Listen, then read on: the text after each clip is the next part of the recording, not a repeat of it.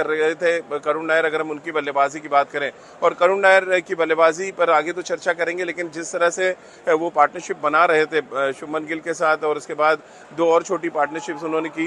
एक तरफ वो खड़े रहे शीट एंकर की तरह, और आज जो ये डिसीजन हुआ था करुण नायर को खिलाना शार्दुल ठाकुर की जगह, यानी एक प्योर बैट्समैन भारतीय टीम ने बनाया, वो मुझे लग रहा है फैसला भी काफ़ी रंग लाया है, क्योंकि अगर आप करुण नायर को माइनस कर दे तो शायद भारतीय टीम 150 रन के आसपास आज के दिन के खेल में पहुंच पाती। करुण नायर को ऑक्सीजन की ज़रूरत थी अपने करियर के लिए, और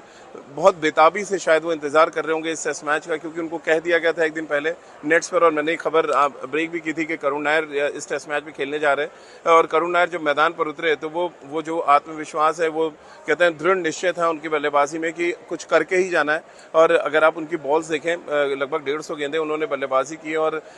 जिस तरह से उन्होंने विपरीत परिस्थिति में जहाँ पे बॉल स्विंग कर रहा है, कुछ बॉलें नीचे कुछ बॉलें ऊपर आ रही हैं, और लंबे कद के तेज गेंदबाज लगातार अटैक कर रहे हैं आप पे, तो फिर आप किस तरह से सर्वाइव करेंगे? आपकी टेक्निक और टेम्परामेंट फिर आपके काम आता है, और एग्जैक्टली वही किया करुण नायर ने। अर्धशतकीय पारी खेली, और वॉशिंगटन सुंदर के साथ उन्होंने तय किया कि भारतीय टीम को कोई और ज़्यादा नुकसान नहीं होगा इस टेस्ट मैच में। यानी कि 64 ओवर के खेल में 204 रन भारतीय टीम ने बनाए हैं, और 6 विकेट गिर गए हैं। 204 रन कहने के लिए स्कोरबोर्ड पे शायद कम लग रहा होगा, लेकिन जिस तरह की कंडीशन है और जिस तरह से पिच में जान नज़र आ रही है, भारत अगर 250 या 270-80 के आसपास जाता है तो फिर एक बढ़िया टेस्ट मैच हमें देखने को मिल सकता है, जहां पर लगातार इंटरेस्ट आपका बना रहेगा कि गेंदबाज कुछ ना कुछ करेंगे। लेकिन बहुत ज़रूरी है कि जो कुछ एटकिंसन ने किया, जो कुछ स्ट्रॉन्ग ने किया, उनकी गेंदबाजी से आप सीखें। क्रिस वोक्स हालांकि चोटिल हो गए, लेकिन उन्होंने भी एक विकेट ज़रूर लिया था। अब इंग्लैंड के साथ परेशानी है कि अगर उनका कंधा डिस्लोकेट हुआ है तो वो आने वाले मैचेस में ना सिर्फ गेंदबाजी कर पाएंगे, बल्कि बल्लेबाजी भी इफेक्ट होने वाली है। तो ये कुछ ऐसे सेटबैक्स हैं जो भारतीय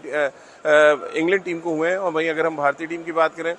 तो भारतीय टीम शायद बहुत दुखी होगा जिस तरह से शुभमन गिल रनआउट हुए, क्योंकि उनका रनआउट शायद इस मैच में टर्निंग पॉइंट साबित हो सकता है। क्योंकि अभी देखिए पहला दिन है, बहुत ज़्यादा खल नहीं रहा है हमें, वो रनआउट हुए, लेकिन वो जो कहते हैं ना किसी मैच में टर्न हो जाना सडनली चीज़ें, क्योंकि जब वो बैटिंग कर रहे थे लग ही नहीं रहा था बॉल इतना स्विंग कर रहा है या बॉल इतना कट कर रहा है, लेकिन जैसे ही शुभमन गिल आउट हुए वो मूवमेंट भी नजर आने लगा, वो बैट्समैन बीट भी होने लगे, और वो जो टेक्निक का टेस्ट है या टेम्परामेंट का टेस्ट है वो लगातार होना शुरू हो गया। तो यहाँ पर इंग्लैंड के गेंदबाजों ने लगातार इंटरेस्टिंग लाइन और लेंथ पे गेंदबाजी की, लगातार भारतीय बल्लेबाजों का टेस्ट लिया, और इसी वजह से स्कोरबोर्ड पे अगर आप देखें तो 6 विकेट डाउन है भारत। और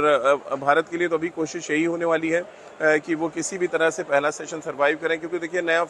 फ्रेश हमारे जो गेंदबाज अगर इंग्लैंड के आएंगे तो वो आपके ऊपर अटैक करने जाएंगे फिर से पहले सेशन में। कल भी ओवरकास्ट कंडीशंस रहने की संभावना है जिस तरह की यहाँ पे प्रेडिक्शन है, और इस प्रेडिक्शन को जहन में रखते हुए भारतीय बल्लेबाजों को अपनी रणनीति बनानी पड़ेगी। अच्छी बात यह है कि करुण नायर जो टेक्निकली बहुत साउंड बैट्समैन है, बहुत टेम्परामेंट उनका बहुत अच्छा है, जिस तरह से उन्होंने बैटिंग की है, भारत को एक बड़ी होप होगी कि एक बड़ी पारी उनके